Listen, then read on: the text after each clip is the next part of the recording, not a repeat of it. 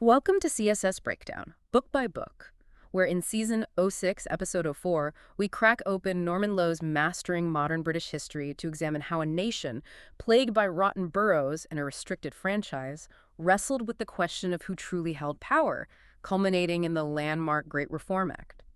Our mission in this deep dive is to pull back the curtain on this pivotal moment in British history, uncovering the deep-seated flaws in the old parliamentary system, understanding the powerful forces that finally pushed for change, and then reliving the dramatic, often chaotic, struggle to actually pass this revolutionary piece of legislation.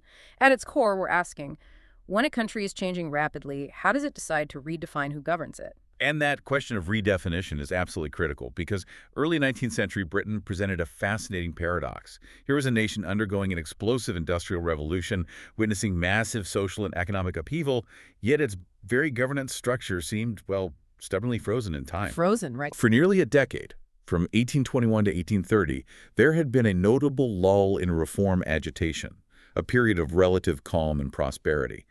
But then, almost overnight, in 1830, the demand for reform burst forth with renewed ferocity.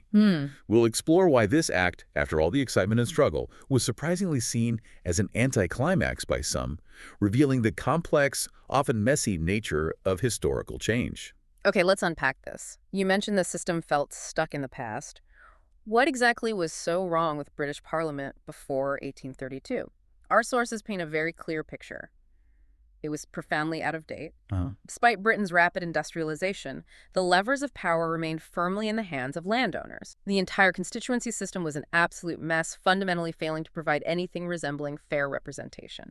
Exactly. Imagine a system where political power was often a commodity, bought and sold, rather than a reflection of public will. That's what this disconnect created. You essentially had two main types of constituencies, counties and boroughs. But the absurdities were glaring. For counties, English and Irish ones each had 2 MPs, regardless of their size. So a massive industrializing county like Yorkshire, with 17,000 electors, had the same representation as tiny Rutland, which had a mere 609. Wow, just 609. Meanwhile, Scottish and Welsh counties were massively underrepresented, only getting 1 MP each. And the boroughs, that's where the real madness was. Yeah, absolutely. Most English boroughs had 2 MPs, while Scotland, Wales, and Ireland again had only 1. But the true scandal lay with the rotten boroughs. These were tiny constituencies that had simply decayed over time, yet they still sent MPs to Parliament. Like ghost towns with MPs. Pretty much. Old Sarum, for instance, was literally just a field, yet it had 7 voters and sent 2 MPs. Other places, like Gatton, had only 6 houses.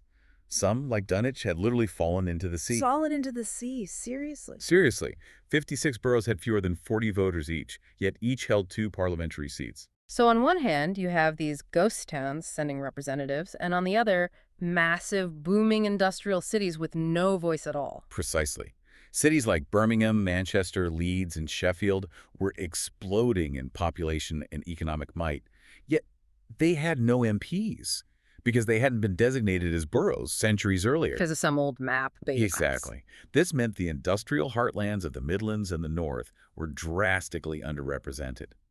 To give you a stark contrast, Lancashire, with over 1 million people, had only 14 MPs, while Cornwall, with a quarter of that population, had 42. 42. It created a profound imbalance between the nation's booming industrial centers and its ancient governing structures. And beyond the representation, how democratic was the voting itself? Who actually got to vote? It was far from it. Of course, women had no vote at all. That goes without saying for the time. Right. For men, the county franchise was relatively straightforward. Owning freehold property worth 40 shillings, a rule unchanged since 1430. Ironically, due to inflation, this meant some county electorates were quite broad. But the borough constituencies, they were a confusing, inconsistent patchwork of local rules, just completely varied. How so? Well, you had 5 main types. Some votes were inherited, or gained through marriage or purchase. Those were freeman boroughs. Others were tied to specific plots of land burgage boroughs, often with tiny electorates. In Scott and Lot boroughs, male householders paying local rates could vote. In potwalloper boroughs, love that name. What Walloper? Yeah, basically anyone owning a house and a fireplace big enough to boil a pot could vote. Some of those, like Preston, were actually quite large electorates before the Reform Act. Interesting. Then you had corporation boroughs, where only members of the local governing body could vote, often just a handful of individuals. Think Andover or Bath, tiny electorates, like under 50 voters in most cases. So it was just all over the place. Completely. Out of over 200 English boroughs, fewer than a dozen had more than 5,000 voters, while 56 had fewer than 50. In total, out of a British population of 24 million, fewer than 500,000 people had the right to vote. 500,000 out of 24 million. Wow. It was a deeply exclusive system. So with such tiny electorates and open voting, no secret ballot, I assume? Absolutely not. No secret Yeah. ballot. What did this mean for how elections were actually carried out? It sounds like a recipe for corruption. It absolutely was. Without a secret ballot, votes were cast openly, so candidates knew exactly how each person voted. This made it incredibly easy for landlords to pressure their tenants who could face eviction for voting the wrong way. That's unbelievable pressure. And in larger constituencies, candidates often resorted to outright bribery. We're talking cash payments, jobs, government posts, or even free beer. Loads of free beer sometimes. Anything to get the vote. Pretty much. One vivid example from our sources is the Liverpool election in 1830, where the two candidates spent over £100,000. That's an enormous sum back then. £100,000. Yeah. Votes, which started at £50, shot up to £150 on the final day of a 15-day election as the race tightened. 15 days for an election. And paying £150 per vote. It was wild. And then you had the infamous pocket boroughs. Okay, that sounds exactly like what it implies. Precisely. In these small boroughs, there was often no real contest.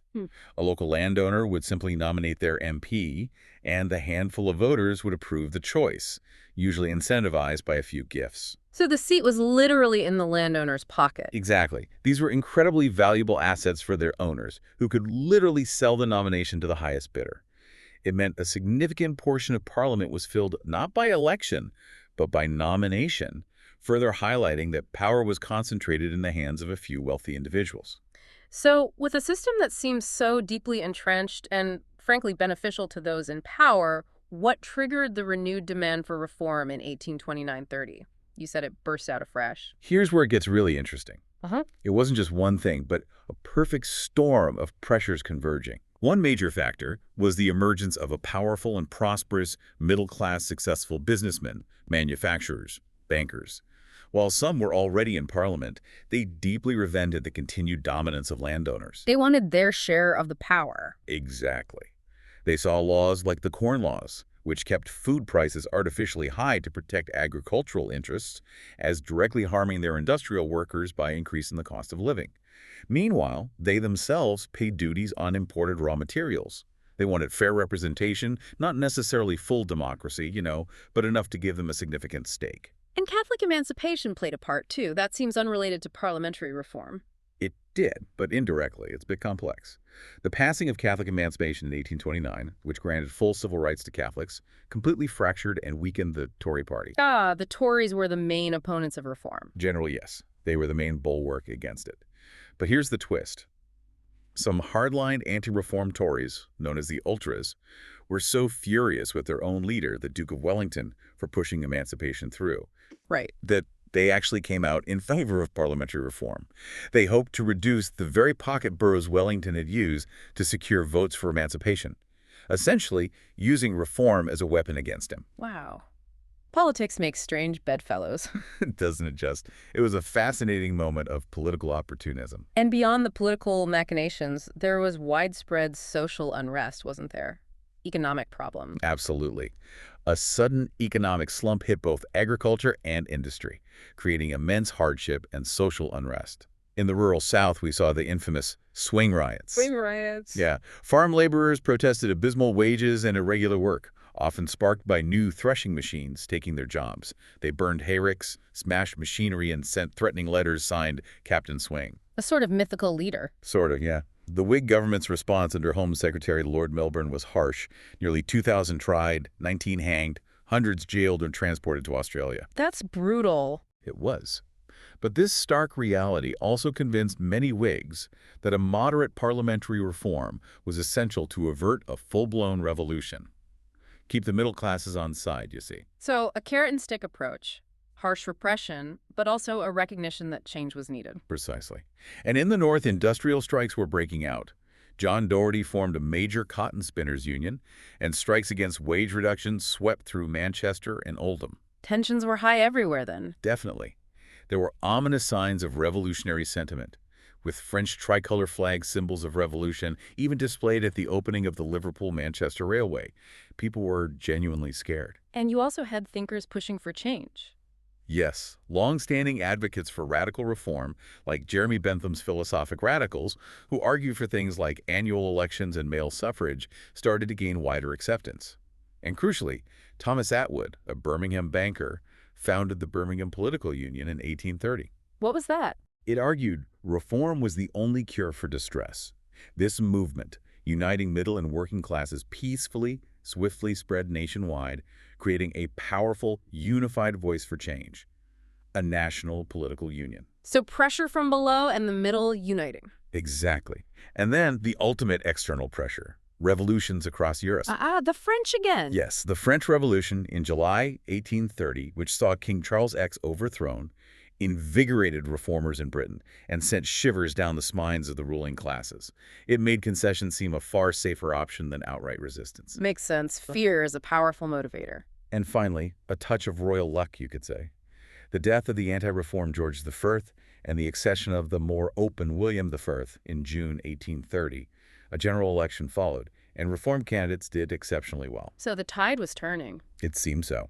Despite this, the then Prime Minister Wellington stubbornly declared the existing system perfect. Famous quote, basically saying he couldn't imagine any improvement. Not very forward-thinking. Yes, not at all. His refusal to consider reform, even moderate reform, ultimately led to his government being outvoted and collapsing. Lord Grey, the Whig leader, was then asked to form a government in November 1830, signaling a new era for reform. Okay, so Grey comes in, committed to reform, but the path was anything but smooth, right? You mentioned it took 15 months. Oh, it was a massive fight. The Whigs might have had the king's ear initially, but they faced bitter, drawn-out opposition. Riots, marches, another general election. It was intense. So what was the first attempt like? Lord John Russell introduced the first reform bill in March 1831. It aimed to abolish over 100 rotten and pocket boroughs, redistributing seats to the industrial North and Midlands, and expanding the vote to more people. Sounds reasonable enough. Our sources describe it as a mild measure, really, designed to bring the responsible, respectable, trustworthy few into the political nation while excluding the dangerous many. It was about enfranchising property owners, not, ushering in mass democracy. But the reaction? Absolute fury from the Tories. They greeted it with jeers and howls of derision. Miraculously, it passed its second reading in the Commons by just one vote. One vote. That's cutting it fine. Extremely. But it was quickly defeated at the committee stage. Game over for attempt number one. So what was Grey's move then? Call another election? Precisely. Lord Grey persuaded King William V to dissolve Parliament, leading to a general election in April 1831. The Tories managed to hold on to the rotten boroughs. Naturally. Of course. But in the county constituencies, where the electorates were larger and less easily controlled, the Whigs scored sweeping gains. They came back with a comfortable 136-seat majority. A clear mandate for reform, then? You'd think so. Russell immediately reintroduced a slightly modified bill, which passed the Commons comfortably this time, in September, by over 100 votes. But the House of Lords still stood in the way, right? The aristocracy. They did. That was always going to be the biggest hurdle.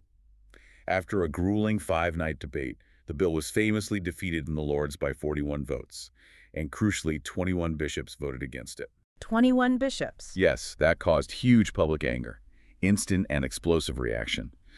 The Morning Chronicle newspaper appeared with black borders as a sign of national mourning. Black borders? Wow. Riots erupted in places like Derby and Nottingham, where the Duke of Newcastle's castle, known for opposing reform, was destroyed. Bristol saw particularly violent unrest.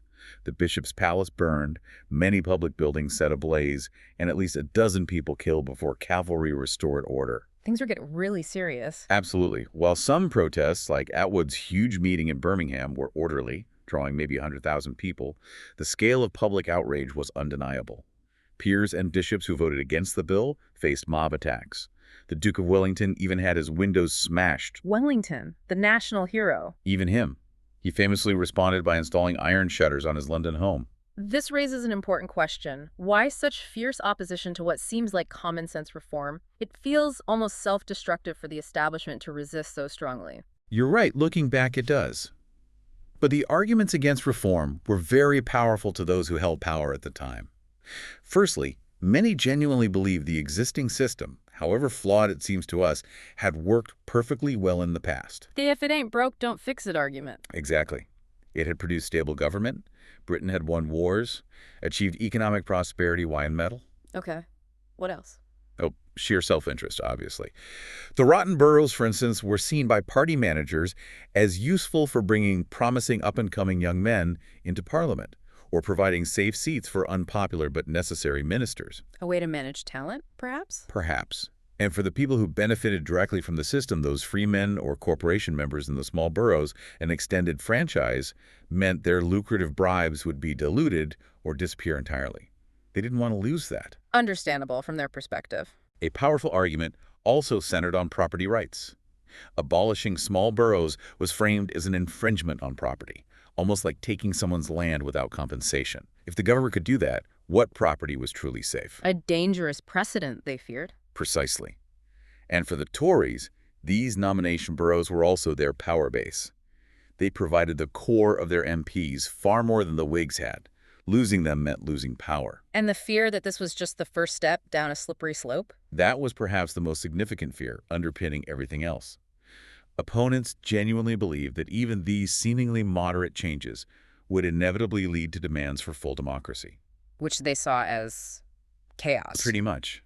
Upsetting the delicate balance of the Constitution, making the Commons too powerful, undermining the Lords and the King. Robert Peel famously stated he was unwilling to open a door which I saw no prospect of being able to close. Once you start, where do you stop? Exactly. Other Tories feared outright revolution, talking about no king, no lords, all will be leveled, perhaps not without bloodshed. And landowners, specifically, feared a middle-class dominated commons wouldn't protect their agricultural interests, especially regarding the corn laws. So a mix of ideology, self-interest, and genuine fear. Absolutely. It was a battle over the very soul of the British Constitution and who truly belonged within the political nation. So, with all that entrenched opposition, how on earth did the bill finally pass? It sounds like it must have been a true battle of wills in 1832. It absolutely was. A third version of the bill passed the Commons again in March 1832 and, surprisingly, got through 2 readings in the Lords. Things look hopeful for a moment. But at the committee stage, the Tories, determined to weaken it, passed an amendment that would have wrecked the core principles. Yeah. In a desperate move, Lord Grey went to King William IV and asked him to do something unprecedented. Create 50 new Whig peers. 50 new lords, just like that. Enough to swamp the Tory majority in the Lords and force the bill through. It was a radical constitutional step. What did the king say? He refused. He balked at such a drastic measure. So Grey immediately resigned. He resigned. Plunging the country into crisis. This became known as the Days of May. The nation must have been holding its breath. I bet. Who would govern? It truly was nail-biting. The king then invited Wellington, the arch-opponent of reform, to form a government. Wellington again, after everything. For 6 intense days, Wellington tried. He actually intended to introduce a much watered-down version of the bill himself, just to stabilize the situation. Really? Wellington would pass reform? He considered it, but even his fellow Tories, including Robert Peel, refused to support him. They saw it as another betrayal, hypocrisy even. Wellington had no choice but to admit defeat. So the king was stuck. Completely. Grey returned to office amidst escalating agitation. Thomas Attwood was urging non-payment of tax as a tax strike. One MP wrote in his diary that the whole country is in a state little short of insurrection. And it was that growing agitation that finally broke the stalemate, the fear of revolution. Precisely. Thoroughly alarmed by the prospect of outright revolution, King William finally caved. He agreed to create the new peers if necessary. He gave Grey the power. He did. Faced with this royal resolve, the Tory peers saw the writing on the wall. Seeing no way out, they simply stayed away from the final vote in large numbers rather than be swamped by new Whig lords. They surrendered, basically. In effect, yes. No new peers were actually needed in the end. In a moment of high drama, the bill passed the Lords on June 4, 1832, by a vote of 106 to 22. He received royal assent on June 7, becoming law. Victory at last. A victory for public pressure over entrenched privilege, absolutely. So the Great Reform Act passed, but what did it actually do? What were its terms, and how much did it really change things on the ground? Okay, the terms. In terms of representation, it was significant. 56 boroughs with populations under 2,000 lost both their MPs, kaput. Another 31 boroughs with populations between 2,000 and 4,000 lost one MP. Figuring out the rotten ones. Mostly. This freed up 143 seats for redistribution. 65 went to the counties, increasing their representation. Yorkshire, for example, got more MPs. Crucially, 65 seats were allocated to the booming industrial boroughs that had never had representation before. Like Leeds, Manchester. Exactly. Leeds, Birmingham, Manchester, Sheffield, Bolton, places like that. 8 seats went to Scotland and 5 to Ireland, keeping the total number of MPs the same at 658. And the actual right to vote, the franchise, did many more people get it? It expanded, yes. In borough constituencies, the vote was standardized and extended to owners or occupiers of property valued at £10 a year. A fairly substantial amount, targeting the middle class. So not the working class? Generally not, no. In counties, the vote was expanded to include men owning copyhold land, a traditional form of land tenure valued at £10 a year, holders of long leases worth £10, short leases worth £50, and tenant farmers paying £50 a year in rent. Existing 40-shilling freeholders kept their vote. Still seems quite property-focused. Very much so. Also, and this turned out to be important, eligible voters now had to register on an electoral roll for a small fee. This pushed parties to get organized locally. Ah, the beginnings of modern party machines. They could say that, yeah. So how much did this actually broaden democracy? Did it fix everything? Or was it, as you said earlier, an anticlimax for some? In the immediate aftermath, while some of the worst abuses like the really rotten boroughs disappeared, it was far from a democratic revolution. Huge disparities remained. 35 boroughs still had fewer than 300 voters, while Westminster had over 11,000. Still wildly uneven. Very. Industrial towns gained MPs, which was huge, but the south of England remained heavily overrepresented compared to the more populated north and Midlands. Scotland, Ireland, Wales still felt underrepresented too. And the number of voters? The electorate did increase from about 478,000 to 813,000. But out of a total population of 24 million, that was still only about 1 in 7 adult males across Britain who could vote. Still a very small fraction. A long way from democratic, yes. Most agricultural laborers and industrial workers remained excluded. In some boroughs, like Preston the Potwalloper, one we mentioned, which had a broad franchise before the act, many working-class men actually lost their vote because of the new £10 property rule. They lost the vote. That's ironic. It led to the radical MP Henry Hunt losing his seat there. And crucially, the act did not introduce a secret ballot. So bribery continued. Oh, yes. Bribery and corruption continued, some say unabated. We still see examples of MPs spending thousands to encourage voters. Think Dickens' Pickwick Papers in the Eatanswill election that satirized it perfectly. Right. And Parliament's maximum length remained 7 years. Wealthy landowners still dominated the House of Commons. Many pocket boroughs actually survived, maybe around 50, and the House of Lords remained entirely unchanged. No dramatic change in who sat in Parliament overall. So what does this all mean for you as someone trying to understand historical change? It sounds like there's a real tension between how revolutionary this act was versus how limited it truly was in practice. That tension is absolutely at the heart of the historical debate.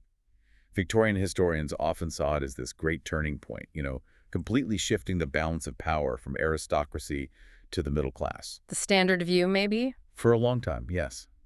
But later historians, like E.P. Thompson, forcefully argued the working classes were rightly disappointed, feeling the act actually strengthened the state and property rights against their aspirations. Or, as G.M. Brock dismissively put it, much the same men continued to run much the same system. A more cynical take. Perhaps more realistic about the immediate impact. Yet more recent historians, like Edward Pierce, push back again, describing its changes, especially the redistribution of seats, as drastic and sweeping. So where does the truth lie? What was its true importance looking back? I think its real importance lies less in its immediate dramatic transformation, which was limited, and more in its profound long-term effects. That voter registration, for example, it directly led to the formation of modern local party organizations. Really strengthened the party system as we know it. Okay, that's significant. The disappearance of rotten boroughs, even if not all pocket boroughs went, did significantly reduce the Crown's direct political influence over Parliament. But perhaps most importantly, this act was the first breach in the system. the first crack in the dam. Exactly. The intense public debate surrounding it gave unprecedented visibility to the principle of universal suffrage, even though the act itself didn't grant it. Contrary to the Whigs' hopes, it didn't satisfy appetites for reform. It ignited demands for further change. So it opened the door. It really did. This set the stage for a series of generally peaceful parliamentary self-reforms throughout the rest of the 19th and early 20th centuries, 1867, 1884, 1911, 1918, 1928, gradually expanding the franchise to include almost everyone. It showed reform could happen. And it spurred other reforms, too, you mentioned. Yes, it undoubtedly created a political climate more conducive to other social reforms. You see a wave of activity afterwards. New factory acts, mine regulations, the controversial Poor Law of 1834, the Municipal Corporations Act of 1835, cleaning up local government. A general modernizing trend. Definitely. And it's hard to imagine the eventual repeal of the Corn Laws in 1846, a huge shift away from landed interests, without the political changes initiated by the 1832 Reform Act. And finally, look at the Tory party. They lost badly after the act, right? Heavily defeated in the first post-act election. But under Robert Peel, they underwent a remarkable transformation. They adapted to the new political landscape, rebranding as the modern Conservative Party, accepting the act and appealing to the new electorate. That shaped British politics profoundly. So the way the act passed was perhaps as important as the act itself, that public pressure element. Absolutely. I think that's a crucial takeaway. Yeah. As one historian, Douglas Hurd, observed, public opinion had mobilized itself to influence the political class, and the political class had decided to listen. That hadn't really happened on this scale before. A new relationship, almost. This moment set the stage for a new kind of politics, one based more on coherent party systems, manifestos, and direct appeals to a broader public opinion, however limited that electorate still was. It demonstrated that even deeply entrenched power could eventually be made to bend to public pressure, especially under the threat of disorder. We've journeyed through the deep-seated issues of British parliamentary power before 1832, the various pressures, economic, social, political, that forced the issue, and the dramatic, hard-fought battle to pass the Great Reform Act. We've seen how a system seemingly unshakable began to shift, not just in its mechanics, but perhaps more importantly, in its very responsiveness to public sentiment. For a brief period, as historian Boyd Hilton notes, control passed out of the hands of the parliamentary classes and into those of radicals. It was touch and go. What does this tell us about moments when power truly shifts? Does it always require the threat of upheaval, or can gradual change and timely compromise successfully avert revolution? It invites us, you, the listener, to consider the ongoing dance between public pressure and political response in shaping a nation's destiny. Reflecting on this, a crucial question emerges. While the Great Reform Act was limited, maybe even disappointing to many at the time, it undeniably created a blueprint for peaceful, evolutionary self-correction within the political system itself. What lessons can we draw from this about the nature of compromise, the gradual expansion of democracy, and the enduring power of public will, especially when considering the significant reforms that followed in its wake over the next century? A powerful legacy, even if imperfect. Indeed.